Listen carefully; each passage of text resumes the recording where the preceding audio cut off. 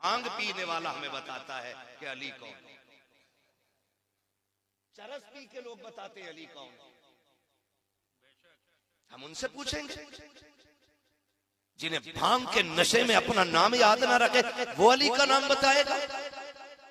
और मैं तो कहता हूं चरस और भांग पीने वाले को हक नहीं है वो मेरे मौलाए कायनात का नाम ले, इसलिए कि वो नाम इतना पाक है। हजार बार बशोयम दहन से मुश्को गुलाब हुनूस नामे तू गुफ्तन कमाल बेअदबी। झगड़े डाल दिए लोगों ने, झगड़े। और ये हमारे घर के अंदर के झगड़े। अगर किसी गैर ने ये आग लगाई होती तो सब्र होता कि गैर ने लगाई, हमारे अपनों ने ये आग लगाई, अपनों ने आग लगाई। जो बदस्तार पहन के हमारे बीच खाने और बैठने वालों ने कहा नहीं नहीं नहीं, गलत तो हुआ था अली के साथ, गलत तो हुआ था, हजरत उमर को नहीं करना चाहिए था। हम बताते नहीं किताब में तो है। इन चीजों से आग लग गई, दिल के पपोले चल उठे सीने के दाग से, इस घर को आग लग गई घर के चराग से। आज लोग एतराज करते हैं। मैं तो एक बात खुल के कहता हूं, अगर सहाबा की जिंदगी पे एतराज किया जाए तो फिर एतराज मुस्तफा की दरसगाह पे होता है जाकर के, सीधा हुजूर की दरसगाह पे एतराज होता है। मेरा शागिर्द गलती करे गिरबान मेरा पकड़ा जाएगा, हजरत का शागिर्द गलती करे गिरबान इनका पकड़ा जाएगा, इमाम साहब का शागिर्द गलती करे गिरबान इनका पकड़ा जाएगा। लोग कहेंगे क्या पढ़ाया था, और कहते माज़अल्लाह अबू बकर सिद्दीक ने हक मारा। तो क्या मतलब हुजूर ने क्या पढ़ाया था, क्या सिखाया था हुजूर ने? तो इस तरह की फितना परवर बातें ला करके हमारी कौम में आग लगा दी गई। खुदा की कसम हमारा अकीदा यह है, नबी का अबू बकर भी बेमिसाल है, नबी का उमर भी, नबी का गनी भी, नबी का अली भी, मुस्तफा के चारों यार बेमिसाल, चारों यार बेमिसाल है। और वो भोंकते हैं उनकी अजमत पे जिनका रत्ती भर दीन पे कुछ नहीं लगा, रत्ती भर दीन पे नहीं लगा। सहाबा वो हैं जिन्होंने जिंदगियां लगा दी दीन के लिए, घर कुर्बान कर दिए दीन के लिए, सब कुछ लुटा दिया दीन के लिए। जो भौंकते हैं अबू बकर सिद्दीक की जात पे, अगर उनसे चंदा मांग लो ना, कहता टूटे हुए नहीं। और अबू बकर वो है, मेरे नबी ने कहा था दीन को जरूरत है माल की, एक सुई भी ढूंढ के अबू बकर सिद्दीक ले आए थे और सारा इलाका हुजूर की खिदमत में पेश कर दिया था। हुजूर ने कहा था घर क्या छोड़ा, तो अबू बकर सिद्दीक ने क्या कहा, मैं घर अल्लाह और उसका रसूल छोड़ आया हूं। ये जुमले थे और ये कुर्बानियां थी। आज हम अपनी कुर्बानियों को देखें और फिर अपनी जबानों का अंदाजा लगाएं, हम बोलते कितना और करते कितना। हजरत उमर आधा लेकर के चले आए, आधा लेकर के चले आए, हुजूर की बारगाह में पेश कर दिया। सोचा ये था आज अबू बकर से जीत जाऊंगा, लेकिन लाके जब देखा ना तो उमर आधा लाए थे, अबू बकर सारा ही लाए थे।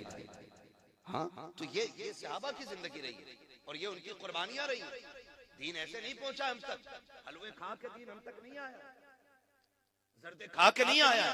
और मैं तो पूरी दुनिया को चैलेंज करता हूं, हमारे दीन का आइडियल जो है ना, कोई मुगल शासक नहीं, हमारा इस्लाम बादशाहों से नहीं आया, हमारे मजहब को लाने वाले मुगल नहीं है, हमें दीन देने वाले ये बादशाह नहीं है। हमारा दीन अगर लेकर के आया है कोई, तो उस जात को गरीब नवाज अजमेरी कहा जाए। हमारे मजहब को समझने के लिए किसी मुगल की जिंदगी, किसी बादशाह की जिंदगी उखाड़ोगे तुम? ये सिखाते हमें दीन। हमने दीन सीखा है नबी के अबू बकर से, इश्क भी उन्हीं से सीखा है, प्यार भी उन्हीं से सीखा है, मोहब्बत भी उन्हीं से सीखी है। कितना प्यार, कितना प्यार, तारीख गवाह है। हुजूर ने हिजरत फरमाई, बिस्तर पे किसको लटाया? बोलें, हजरत अली को। साथ किसके चले? ये जितने लोग उमरा करके आए, इनसे जाके गारे शोर की ऊंचाई पूछो, कितनी ऊंचाई है। अबू बकर सिद्दीक हुजूर को कंधे पे बैठा के पंजों के बल चले। आज बड़े बड़ों की पिंडलियां दर्द कर जाती है। सिद्दीक पंजों पे लेके चले और जाके दरवाजे के बाहर उतारा। हुजूर अंदर मैं जाता हूं। क्यों? हुजूर मैं देखूं ना अंदर सफाई है कि नहीं। एक बात तो समझ में आ गई, जिस दिल में हुजूर आते हैं उस दिल में पहले अबू बकर आया करते हैं। जब तक अबू बकर मुआयना नहीं कर लेते जवाब नहीं भाई, हुजूर अंदर आते ही नहीं है।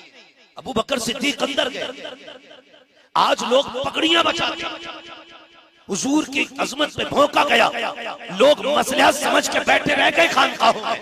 किसी ने पगड़ी बचाई, किसी ने जुब्बा बचाया। अबू बकर तेरी अजमतों पे कुर्बान जाऊं। कार के अंदर गए, सुराख देके अमामे के टुकड़े किए, एक एक सुराख बंद किया और बता दिया लोगों, जब बात मुस्तफा की हो तो अमामे नहीं बचाए जाएंगे, बल्कि मुस्तफा की अजमत और नामूस पे पहरे दिए। मसलके आला हजरत अज़मत मुस्तफा। माशाअल्लाह, बहुत अच्छे, एक एक सुराख बंद किया। किस चीज से? अमामा फाड़ के एक एक सुराख। हुजूर आ जाएं, सफाई हो गई है। हजरत अबू बकर सिद्दीक अंदर, हुजूर आ गए। फिर देखो, गोद अबू बकर की, सर मेरे मुस्तफा का था। ऐसा नसीब हो तो ला के दिखा, तेरी 70 पुश्तों में इतनी नेकियां नहीं होंगी जितनी एक गार में नेकी मेरे अबू बकर सिद्दीक ने कर डाली है। एक बंदा ला के 70 पुश्तों की सारी नेकियां उठा, मैं अबू बकर की वो गोद वाली नेकी लेके आता हूं। खुदा की कसम, गोद में अबू बकर के हुजूर का सर है। अजीब मंजर था। हुजूर सो गए, अबू बकर जागते रहे। मुझे तो पहली बार पढ़ा तो हैरत भी हुई। हुजूर इतने हमदर्द थे कि हुजूर के घर में खादिमा रहती थी। गर्मी का मौसम था, नींद लग गई। हुजूर ने फरमाया, आयशा जी या रसूल अल्लाह का पंखा लाएं। उम्मुल मोमिनीन आयशा सिद्दीक़ का पंखा लेके आई। हुजूर अपनी हवा करें? कहा नहीं। आपने लिया और खादिमा के ऊपर पंखे से हवा करना शुरू कर दिया। खादिमा के ऊपर। उम्मुल मोमिनीन आयशा सिद्दीक़ा कहती हैं, रसूल अल्लाह आप इसकी हवा कर रहे हैं? हुजूर ने फरमाया, क्या मुझे गर्मी लगती है तो ये मेरी हवा नहीं करती है? इस अखलाक का पैकर जो खातिमा की अपने हाथ से पंखे से हवा करे, आज वो सो गया, अबू बकर जागा। या रसूलल्लाह राज क्या है? एक दिन मैंने पूछा था ना, अबू बकर तेरी ख्वाहिश क्या क्या है? अबू बकर ने 3 हसरतें बयान की थी। 3 में से एक ये थी, मेरी तमन्ना रहती है हमेशा कि चेहरा मुस्तफा का हो, आंखें अबू बकर की होनी चाहिए। कहा जी भर के दीदार कर ले, आज जी भर के दीदार कर ले, जी भर के दीदार कर ले। इसलिए मुस्तफा सो गए, अबू बकर ज़ियारत करते रहे। तारीख गवाह है, वाक़या सुनाना मकसूद नहीं है। सांप आया, डस लिया। जब सांप ने डसा, पैर नहीं हिलाया, आपने जंबिश तक नहीं दी, कहीं मुस्तफा की नींद में खलल ना पड़ जाए, कहीं नींद में खलल ना आ जाए। जब आंसू टपके और मुस्तफा के रुखसार पे गिरे, आका करीम ने आंख खोली। अबू बकर क्या बात है? तो ये भी तो कह सकते थे, आका लगता है किसी चीज ने काट लिया है, लेकिन बात करने का अदब देखिए। सरकार अबू बकर सिद्दीक कहते हैं, पिता का भी उम्मी या रसूल अल्लाह, आका मेरे माँ बाप आप पे कुर्बान हो जाए। पहले ये तमगीद बांधी जा रही है बात से, ये नहीं कहा जा रहा है आका जान को खतरा हो गया है। कहते हैं पिता का भी उम्मी या रसूल अल्लाह, आका मेरे माँ बाप आप पे कुर्बान हो जाए। क्या हो गया है? का सरकार लगता है मुझे सांप ने डस लिया है। मुस्तफा उठे, अपना लुआब लगाया, अबू बकर सिद्दीक ठीक हो गए। अल्लाह अकबर, तारीख गवाह है जो ये कहते हैं नबी किसी को कुछ नहीं देते। मैं पूछना चाहता हूँ, देख तो सकी लुआब लग जा रहा है, शिफा मिल जा रही है, तो क्या गलत कहा मेरे इमाम ने? आपने कहा था जिनके तलवों का धोबन है, आबे गया है वो जाने मसीहा हमारा नबी। मेरा इमाम कहता है कौन देता है, देने को मुंह चाहिए, देने वाला है सच्चा हमारा। नारे तकबीर, नारे रिसालत, मसलके आला हजरत हजरत अल्लामा मुफ्ती हम्माद रजा साहब कुल्ला। नारे तकबीर, नारे रिसालत। हुजूर ने लुआब लगाया। ठीक, अगली बात कर लूं अगर इजाजत हो। थके तो नहीं है ना? अभी थके तो नहीं है? अभी बात मैं हुजूर के अबू बकर पे कर रहा हूं। जितना हो पाएगा वक्त के अंदर रह के मैं उतनी बात कर लेता हूं। सब पे बात तो मुकम्मल मुश्किल हो जाएगी। हजरत अबू बकर सिद्दीक रज़ी अल्लाह ताला गार के अंदर कितने दिन रहे? बोले बोले, जोर से बोलो, सही बोलो। सलामत में माशाअल्लाह। ये फायदे रहते हैं जलसों के और तकरीरों के, काफी दिन तो महफिलों से आ जाता है। कितने दिन रहे? जोर से, कितने देर? 3 दिन रहे। एक दिन प्यास लग गई हजरत अबू बकर सिद्दीक को। हुजूर प्यास लगी है, अब मांग किससे रहे? बोले हुजूर से। हुजूर अलग से आए थे ना? नहीं ना, साथ ही में थे। आका कहते थे अबू बकर जहां तू वहां मैं, जो तेरा हाल वो मेरा हाल, मैं पानी किधर से लाऊं? हुजूर ने मुस्कुरा के देखा, फरमाया जाओ गार के बीच में चले जाओ, वहां पानी अपनी प्यास बुझा लो। गार साफ की थी हजरत अबू बकर सिद्दीक ने, और पानी पूछ रहे हुजूर से, और आका बता भी दे। तो अबू बकर सिद्दीक ये भी तो कह सकते थे हुजूर मैं और आप ही हैं, मैंने सफाई की पूरी गार की और पानी किधर? लेकिन से आप ही थे, उन्हें पता था तुम्हारे मुंह से जो निकली वो बात होके रही। उठे और गए, बीच गार में पहुंचे, पानी का प्याला रखा हुआ था, पिया, आ गए, पानी पी लिया था, बात खत्म हो जाती। भाई मुझे हजरत भेजे कि जाइए खाना खा के आ जाइए, मैं आ जाऊं, खा लिया, फिर ये तो नहीं पूछेंगे ना बताइए खाया कि नहीं खाया, क्योंकि भेजा ही इन्होंने। अब हुजूर क्या कहते हैं, बात खत्म हो जानी थी। अबू बकर पी लिया पानी का, जी या रसूल अल्लाह का, था कैसा? ये क्यों पूछ रहे था कैसा? इसका मतलब कुछ नया था, तभी तो पूछा गया था कैसा पानी। अबू बकर सिद्दीक कहते हुजूर मैंने उसे हाथ लगाया तो बर्फ की तरह ठंडा था। हुजूर मैंने उसको करीब किया ना और देखा ना तो दूध से ज्यादा सफेद, और जब मुंह के करीब लाया उसकी महक थी मुश्क से ज्यादा तेज, होठों से लगाया तो मिठास शहद से ज्यादा थी। अब आका क्या कहते हैं, अबू बकर पता है पानी कहां से आया था? कहते हैं अल्लाह व रसूलुहु आलम, अल्लाह जाने या उसका रसूल जाने, मैं पी के आ गया, मैं पी के आ गया। हुजूर मुझे नहीं पता, आप बताएं। आका फरमाते अबू बकर रब ने तेरे लिए ये जन्नत से प्याला भेज दिया था। अब मुझे ये बताइए, जो मुस्तफा का यारे गार भी हो, मुस्तफा का यारे मजार भी हो, और जिसको मुस्तफा जिंदगी में जन्नत के हौज़े कौसर के प्याले अता कर दे, जो उन्हें जहन्नमी कहे वो जन्नती कैसे हो सकता है? हो सकता है? वो पक्का जहन्नमी है जो नबी के अबू बकर को जहन्नमी कह के पुकारे। होश कर, तुझे ख्वाब में एक दिन हुजूर दिख जाए तो पूरी जिंदगी ख्वाब बताता कि मेरे ख्वाब में हुजूर आए थे, और अबू बकर वो है जिसके दरवाजे पे दूल्हा बन के मेरा नबी खुद चल बगर हो रहा। औकात में रहने की आदत चाहिए, ये अबू बकर सिद्दीक की शान। बात अगर करता तो बड़ा हजरत अबू बकर सिद्दीक हर काम में सबसे पहल करते हैं, सबसे आगे हजरत अबू बकर सिद्दीक रहते हैं। वुजू का मसला है, हुजूर को पहले वुजू के लिए पानी आप पेश कर, हुजूर को नमाज पढ़नी है, अबू बकर सिद्दीक पहले इंतजाम कर रहे हैं हर जगह। तो हजरत अली के भाई थे, हजरत मुस्लिम, हजरत अकील, हजरत अली के भाई, एक वो नए नए ईमान लेके आए। उन्होंने सोचा हर मामले में अबू बकर जीत जाते, एक बार मैं इनसे जीतूंगा। ये सोच के ना, हसद नहीं था उन्हें, रश्क था, और चाहते थे कि हम आगे निकले नेकी करने में एक दूसरे से। हसद आज हो गया है, बिल्डिंग बन कैसे, नीचे वाला रद्दा निकलेगा कैसे? मौलाना ने मोटरसाइकिल ले ली, तनख्वाह घटा दो, लग रहा ज्यादा बचने लगा। ये आज के दौर में, लेकिन वहां ऐसा नहीं, वहां ये था कि नहीं मैं पहल करूंगा, ये नेकी मुझे पहले करनी है।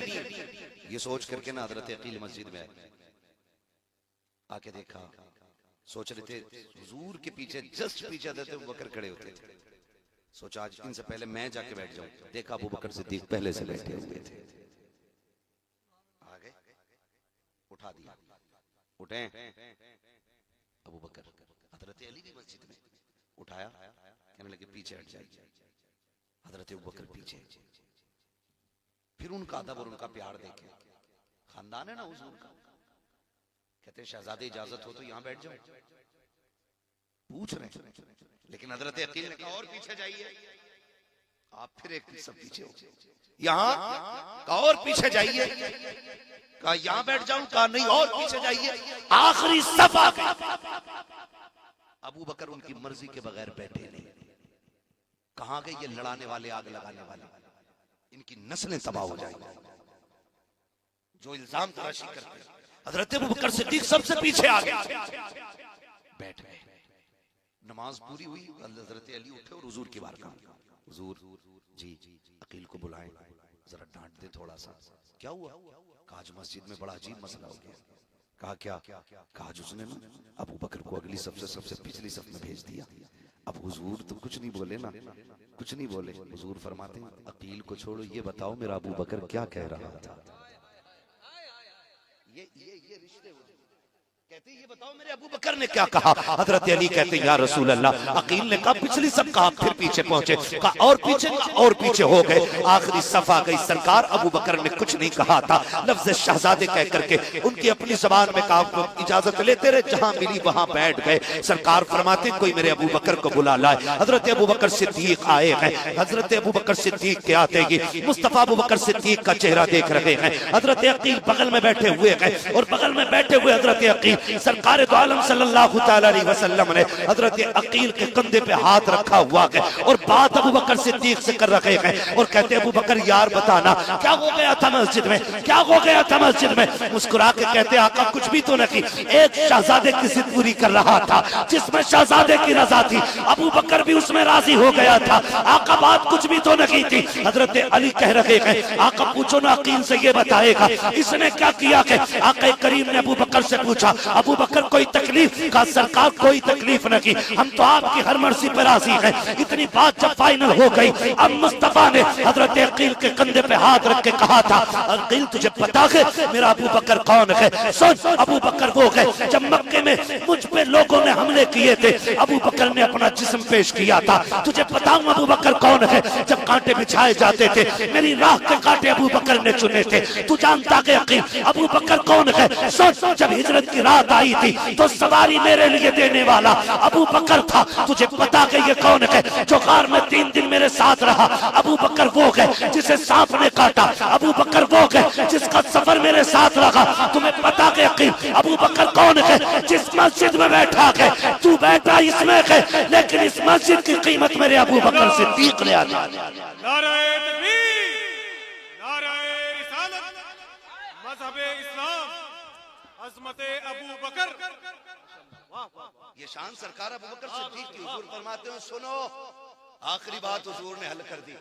फरमाया सुनो अकील, जब कयामत होगी ना सुभान अल्लाह, मैं सबके एहसानों का बदला दे चलाऊं, क्या कहने, वाह वाह। लेकिन मेरे अबू बकर का बदला बाकी है।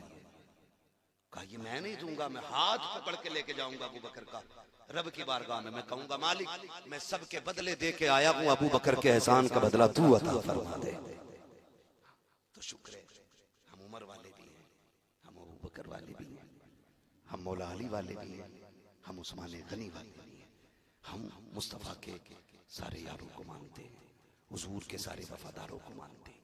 आज जरूरत हमारे लिए जो सबसे अहम है वो ये है कि हमें हुजूर के सहाबा की जिंदगी को अपनी जिंदगी में उतारना है। ये सबसे ज्यादा अहम बात है। सबसे ज्यादा अहम बात यह है कि हुजूर का किरदार हमें अपनी जिंदगी में लाना है। हम कोशिश ये करें कि हमारी सुबह शाम ऐसे होने चाहिए जिससे खुदा भी राजी हो और मदीने वाला मुस्तफा भी राजी हो। ये कोशिश करनी है नौजवानों। कोई मसला नहीं, 4 दिन जी लोगे, 5 दिन नारे लग जाएंगे, 6 दिन लोग बातें कर लेंगे, लेकिन जब मौत आएगी ना तो वहां यहाँ वाले इश्तिहार और कैलेंडर काम नहीं आने, यहाँ के नारे वहां काम नहीं आने। वहां सिर्फ एक सिक्का चलता है और वो सिक्का मेरे नबी की गुलामी का सिक्का है, वो हुजूर की गुलामी का सिक्का है। कामयाब वो नहीं है जिसने 4 बीघे जमीन छोड़ी, आगे पीछे अपनी बिल्डिंग और इमारतें छोड़ गया। कामयाब वो है जो अपने पीछे छोड़ी जाने वाली औलाद को मुस्तफा का वफादार बना के छोड़ गया है। वो सबसे ज्यादा कामयाब, सबसे ज्यादा कामयाब जिसकी जिंदगी ऐसी। आज ना हमें तो मालूम ही नहीं, दीन हमने जो है ना अपनी मर्जी के मुताबिक बना रखा है, मर्जी के मुताबिक। कुरान कहता या अय्युहल्लज़ीना आमनू दुखुलू फिस्सिल्मी काफ़ा, ए ईमान वालों पूरी तरह से इस्लाम में दाखिल हो जाओ। तुम्हारा जाहिर भी इस्लामिक होना चाहिए और तुम्हारा बातिन भी इस्लामिक होना चाहिए, पूरे पूरे हो जाओ। ये नहीं जलसों में तो हम दीन पे हैं और यहाँ से निकले आ गई बारात, बज गया बाजा, डीजे चल रहा है, फिर भी हम मुसलमान हैं। पूरे पूरे दाखिल हो जाओ, हर जगह हर लम्हा हमें लोग देख के ये न कहें कि पता नहीं कौन जा रहा है, हमारा किरदार बता दे मुस्तफा का वफादार जा रहा है। ऐसी जिंदगी हमें गुजारनी है। सबसे ज्यादा जरूरी इस वक्त है तो वो यही है कि आका करीम का किरदार लोगों के सामने रखा जाए। ये तमाम जिम्मेदार लोग बैठे हुए, मैं पूरी जिम्मेदारी के साथ कह सकता हूं कि हम हमारे सजदे देख के लोग मुसलमान नहीं होंगे, हमारे रोजे देख के लोग मुसलमान नहीं होंगे। ये तो हमारी वो फर्ज इबादत है जो हमें खुल के छुप के हर हाल में करनी है। लेकिन जानते हो सबसे बड़ा असर जो पड़ता है वो किरदार का पड़ता है, अखलाक का पड़ता है। आज तक कोरोना था ना, हाँ कोरोना का ही तो दौर था जो मुस्लिम नौजवानों ने पानी जब पिलाया था रोड पे चढ़ के तो जात देख के नहीं पिलाया था, प्याज देख के पिलाया था। आज तक उसकी मिसाल नहीं मिलती। क्यों? क्योंकि अखलाक जो है ना ये दूर तक जाता है। आप किससे कैसे मिलते इसका असर सबसे ज्यादा पड़ता है। आपके रवैये लोगों के साथ कहते इसका सबसे ज्यादा असर पड़ता है। लेकिन आज अखलाक की सबसे बड़ी कमी है, सबसे बड़ी कमी अखलाक। मैं कहूं अगर मुझे जगह ना मिले ना यहाँ बैठने की तो मैं नीचे बैठ जाऊंगा तो मैं सबको गाली दूंगा ऊपर वालों को। मेरे जैसे आदमी को ऊपर बैठने की जगह नहीं। ये मामला है। और अगर हमारे समाज का कोई थोड़ा सा मशहूर आदमी आ जाए तो वो चाह रहा है मेरा बाप भी मेरे लिए उठ के खड़ा हो, वो इस्तकबाल करे हमारा। नहीं, ये बिल्कुल नहीं होना चाहिए। हुजूर का किरदार आप देखिए, हुजूर का किरदार। हुजूर की बारगाह में जब अदी बिन हातिम आए हुजूर की बारगाह और आका करीम को चेक करने के लिए आए थे कि मेरी बहन ने जो कहा है वो सच है कि नहीं। सिर्फ चेक करने आए थे, हुजूर की बारगाह में आए, बैठने की जगह नहीं थी। हुजूर की बारगाह में महफिल लगी हुई थी, जगह नहीं बची थी। मुस्तफा ने मुजम्मिल वाली चादर दी, इसका क्या करना है? मेरा नबी फरमाता इसे बिछा के बैठ जाए। हैरत में पड़ गए अदी बिन हातिम, ऐसा तो आज तक कोई देखा ही नहीं। फिर उन्होंने चादर को लिया और सीने से लगाया। कहा महबूब ये बिछाने के लिए नहीं है तो सीने से लगाने के लिए। कहा जब इतना बड़ा आदमी होते हुए अखलाक कितना आला है कि अपनी चादर बिछाने दे दे, फिर जो दीन वो लेके आया होगा वो दीन कितना आला रखा होगा। तो ये चीजें होती हैं जो हमें मजबूत करेंगी, ये चीजें होंगी जो हमें बेहतर करेंगी। आज ना नए नए गालिबन अदद तकरीर में कह रहे थे कि वो क्या है, सास के साथ शादी कर ली किसी ने, दामाद लेके निकल लिया भाई। ये बात चल रही थी। मैं आपसे एक बात कहूं, मैं एक बात जानता हूं, जो भी शरीयत की हदें तोड़ेगा वो रुसवा और जलील जरूर होगा। ये क्लियर? जो भी शरीयत की हदें तोड़ेगा उसे रुसवा होना है। अगर आप एहतियात नहीं रखेंगे तो फिर ये जिल्लत हमारा मुकद्दर बनेगी, फिर ये जिल्लत हमारा मुकद्दर बनेगी और कोई बचा नहीं सकता। बड़ी अच्छी बात कही थी हमने, करोड़ों रुपए मज़ारों में तो लगा लिए, गुंबद भी हमने बना लिए, संगे मरमर भी हमने बना लगाए, लेकिन अपनी कौम को एक ऐसा इदारा नहीं दे पाए जिसमें बेटियों की भी इज्जतें महफूज रह सकें और बेटों की जिंदगियां महफूज रह सकें। ये सबसे बड़ा फुकदान हमारी कौम का, ये सबसे बड़ा नुकसान हमारी कौम को पहुंचा है। खुदारा थोड़ा सा होश के नाखून लें और इदारे मजबूत करें, इदारे मजबूत करें। और अब तो मजबूत क्या जो हैं उन पे आ बनी, अब तो वो खतरे में आ गए जो हैं, नए बननी तो बड़ी बात। जबकि हमारे इदारे लोगों में शराफत तकसीम करते हैं, प्यार बांटते हैं, मोहब्बत बांटते हैं, हुजूर का किरदार लोगों तक पहुंचाते हैं। मैं आपसे कहना चाहता हूं अपने बच्चों को दीन दीजिए, हुजूर का किरदार उनके सामने रखिए और इन्हें पढ़ाइए और ये भी बताइए कि एक सबक याद रखना कि मोहम्मद से वफा तूने तो हम तेरे हैं, ये जहां चीज है क्या लोहो कलम तेरे हैं। हमें अपनी नस्लों को महफूज करना पड़ेगा, अपनी नस्लों को। आज नस्लें महफूज नहीं है, नस्लें महफूज नहीं है। शादी का सालक चल रहा, एक तो फोन करके कह रहा तारीख दे दो वरना देवबंदी हो जाऊंगा। सारे जोर हम पे ही है, कह रहा तारीख दे दो वरना डांस कराऊंगा। ऐसा लगता है कि उम्मत हम ही है, ये नहीं। अजीब मसला लोगों का यार। हमें वक्त नहीं है तो तू डीजे बजाएगा, हम नहीं आएंगे तो तू नाच कराएगा। ये क्या है? ये दीन की कमजोरी है। वरना जितनी दीन की जिम्मेदारी मेरे ऊपर है उतनी जिम्मेदारी हर नौजवान के ऊपर। ये नहीं कि मेरी बेटी कनीज़े फातिमा ज़हरा बने और आपकी बेटी बार डांसर बने। ये मतलब बिल्कुल नहीं है।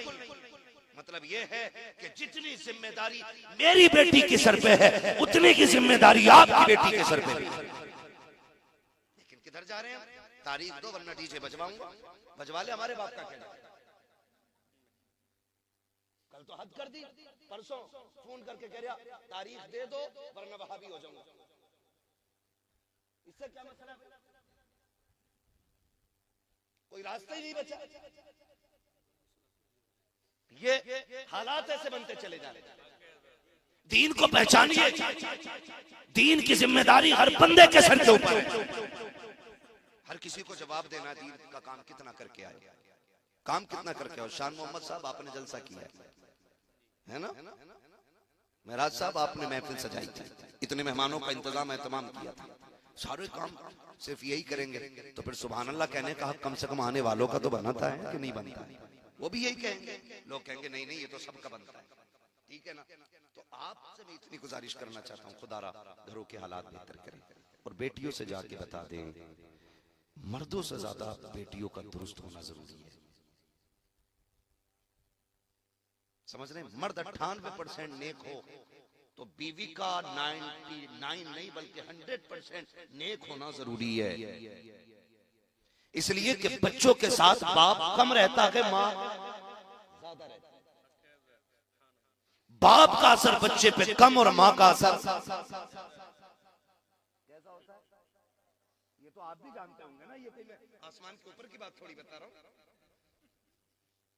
और बच्चों की तबीयत जो माइल होती है वो मां की तरफ ज्यादा होती है। आप देखो तलाक बीवी लेती है ना तो बच्चे मां की तरफ भागते हैं, रहना मां के साथ। क्यों? क्योंकि उनकी तबीयत का मैलान होता कि मां की तरफ ज्यादा है। तो बाप से ज्यादा मां का नेक होना जरूरी है। और जबकि अब्बा का 12 घंटे कमाने में गुजरता है, अम्मा के 6 घंटे मोबाइल पे गुजर रहे हैं। हाँ, सीरियल कज़ा नहीं हो सकता इसका।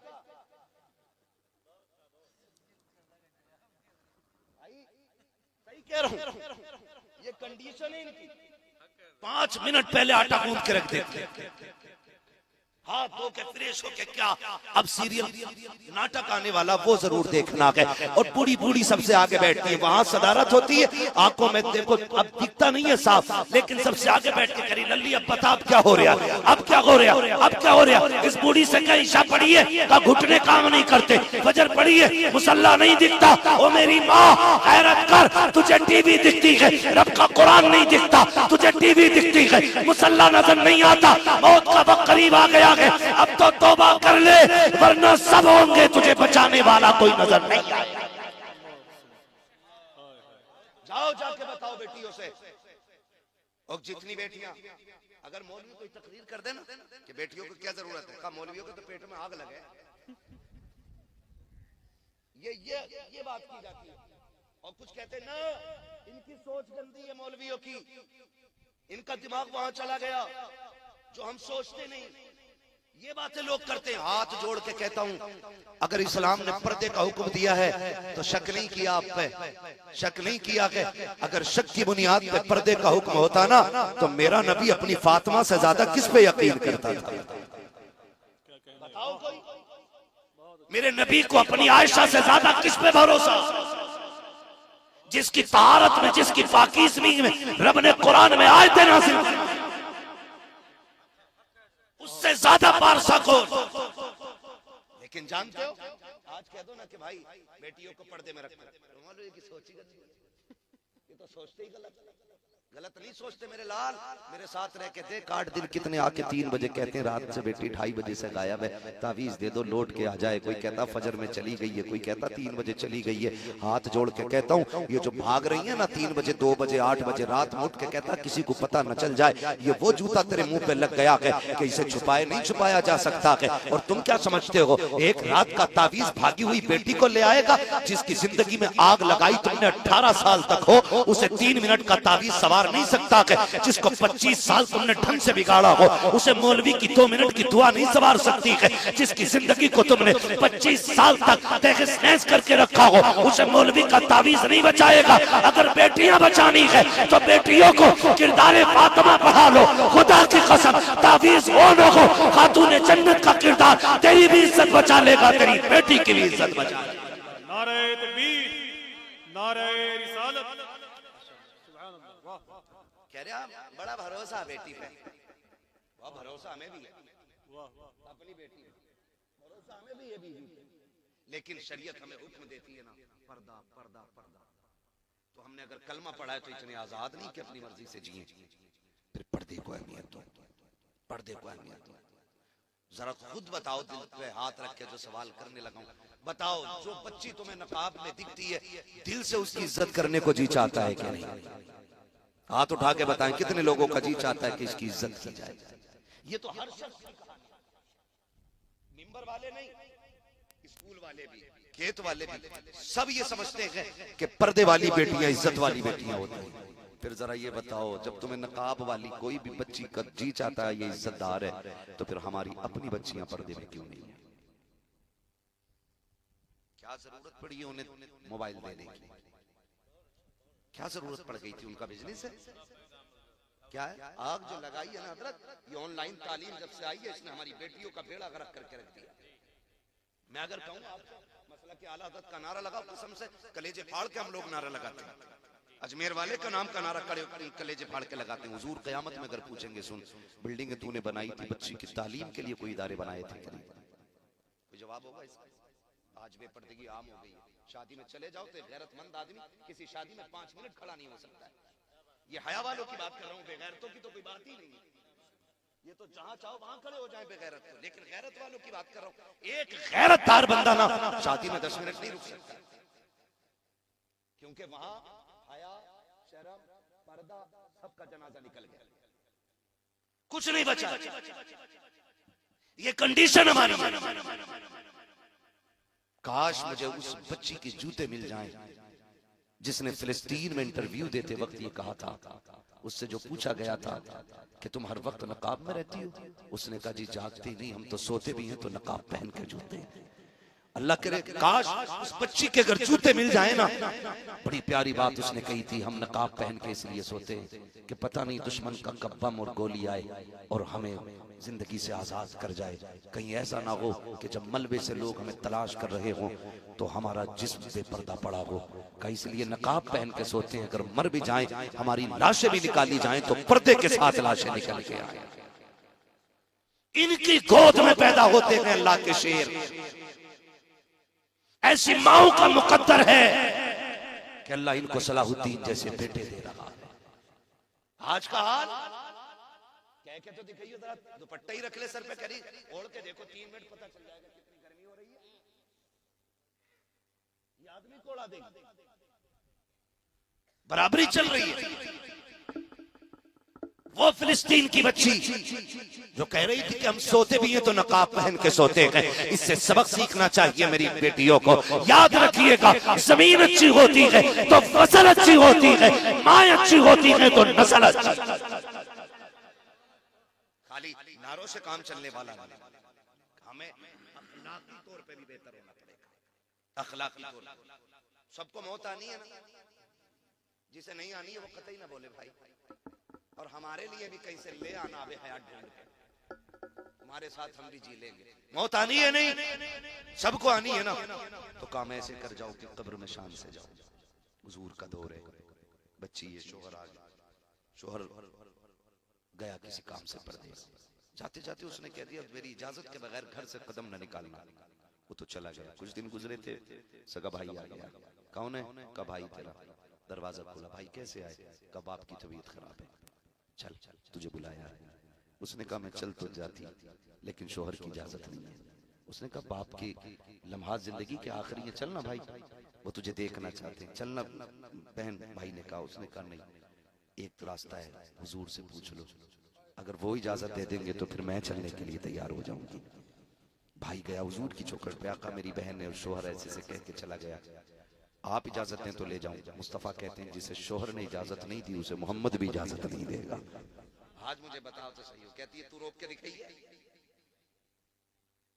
रोक के दिखाइए, खा लेगा क्या रोटी? डर के मारे वो जबरदस्ती इजाजत ले ले। यहाँ इतने प्रदर्शन करके हम एक बात गवर्नमेंट से नहीं मनवा पा रहे, वो खाली बस रोटी का एक ताना दिया और बंदा के ठीक है भाई ले ये बैग तेरा, ये कंडीशन। औरत क्या कहती है? हुजूर अगर इजाजत दें तो मैं चली जाऊं। आका के इरशाद करीम में आना, अगर शोहर ने इजाजत नहीं दिया तो फिर मैं भी इजाजत नहीं दे सकता। ये मुस्तफा ने कहा। कुछ दिन फिर भाई आया, कहा क्या हुआ? कहा बाप का इंतकाल हो गया, अब तो चल का भी नहीं जा सकती, कोई सूरत हो तो फिर मुझे दिखा दिया जाए। जनाजा तैयार हुआ, बेटी के दरवाजे पे आ गया। जब बेटी के दरवाजे पे आया, भाई ने कहा तो चेहरा देख ले, कहा बाहर नहीं आ सकती, अंदर लेके आओ। जैसे जनाजा बाप का अंदर आया ना तो बेटी बेटी हुआ करती है।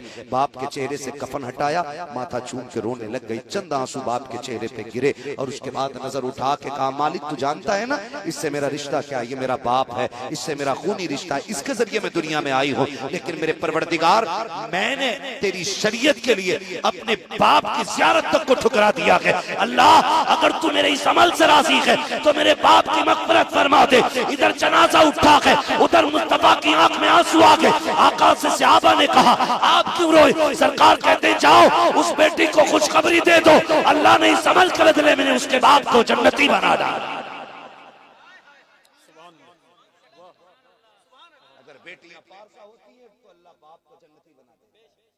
क्या बनेगा उन अब्बा का जिन्होंने मार्केट से वो सूट ला के दिया कि जिसको पहने और बेपहने में कोई फर्क नहीं होता है। इसलिए हर बंदा जिम्मेदार है, पर्दे को लाजिम करो और बेटियों से सिर्फ एक बात कह दो, ये जो जिंदगी है ना, ये जिंदगी में आने का मतलब है अल्लाह रसूल की रजा, अल्लाह रसूल की रजा।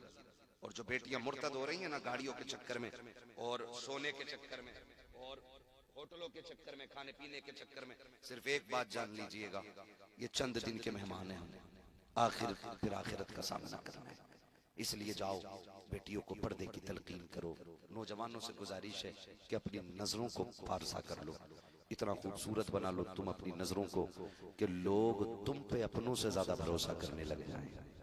ये दौर भी इस्लाम ने देखा, ये दौर भी देखा कि गैर मुसलमानों पे इतना भरोसा करते थे कि बेटियां उनके हवाले कर जाते, बेटियां उनके हवाले कर जाते, हम परदेश जा रहे हैं बेटी आपके हवाले। लेकिन आज दौर कैसा है, हमारी बेटियां हम ही से महफूज नहीं है, हम किससे बात करें, हम किससे करें? खुदारा आप नजरों की हिफाजत करें और अपने आप को इतना बदल दें, इतना बदल दें कि लोग यकीन करने पर मजबूर हो जाएं कि मुसलमान से ज्यादा पारसा कोई कौम नहीं हुआ करती है। करेंगे इंशाअल्लाह। अपने मेरे कहने से आप वली नहीं हो जाएंगे, आपके कहने से मैं वली नहीं हो जाऊंगा। ये जो अंदर बैठा है ना सबसे बड़ा मुफ्ती, इससे पूछा करो हम कैसे हैं, खुद से पूछ मैं कैसा हूं, ये बताएगा हम कैसे हैं। आप मेरी तारीफ कर दें तो इससे मेरे रुतबे बुलंद नहीं होंगे, आप मुझे गाली दे दें तो मैं घट नहीं जाऊंगा। बात यह है कि ये बताता असल क्या है। इसलिए हर बंदा अपना मुहासबा करे, अपने आप को बेहतर करे। फरमाया गया ईमान वालों पूरे पूरे इस्लाम में दाखिल हो जाओ, पूरे पूरे इस्लाम में दाखिल होना है। हमें अपना जाहिर भी हुजूर की पसंद के मुताबिक करना है और अपने बातिन को भी हुजूर की पसंद के मुताबिक करना है। ये कोशिश कीजिएगा। शादी ब्याह होंगे तो अब डीजे वीजे बजता तो नहीं है, नहीं बचता है ना, खुदा सलामत रखे। और जहां जहां जिसकी रिश्तेदारी हो वहां तक ये पैगाम पहुंचना चाहिए कि हम हुजूर के निकाह को सुन्नत समझते हैं और उस सुन्नत को हम इस तरह से राइज करते हैं कि कोई भी काम शरीयत के खिलाफ हमारे घरों में नहीं होता है।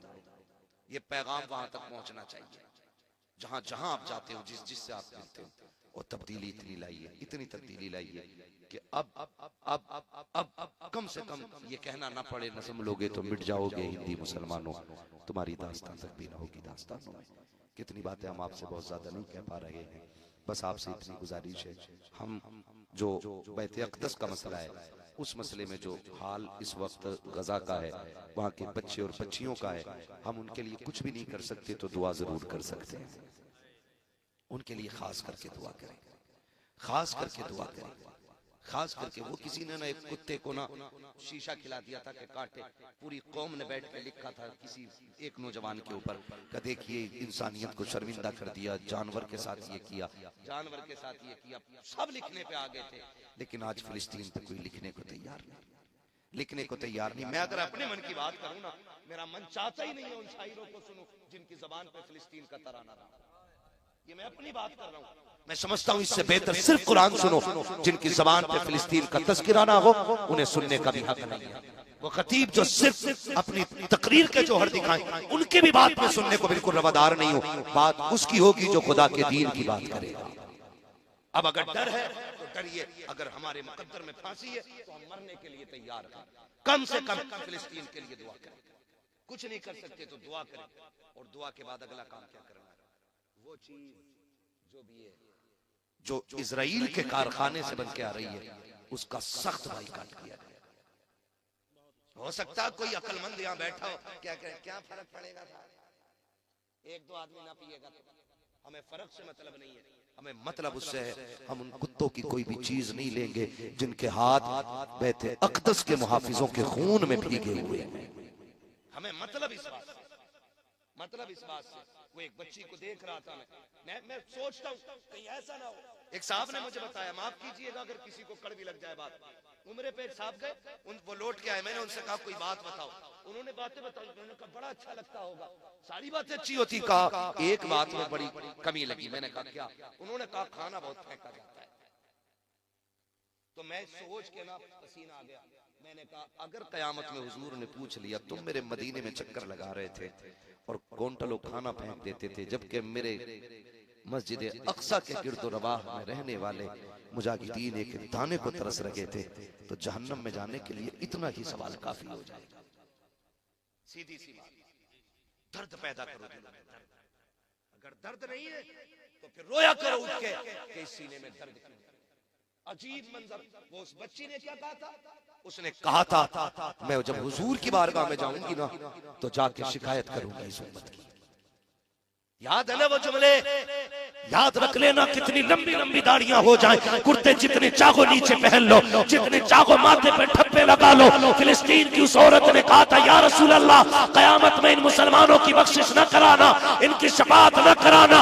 ये वो बेगैरत है कि हम मरते रहे और ये ऐश के साथ सोते रहे, हम टूटते रहे और ये अपनी अय्याशियों में डूबे रहे, और तुम्हें खुदा का वास्ता कुछ न कर सको तो इतने तो साथ खड़े हो जाओ, ऐलान कर दो कि सुनो बैते अक़दस वालों, अगर यहूद और नसारा ये रहने वाले इजराइल के कुत्ते अगर तुम्हारे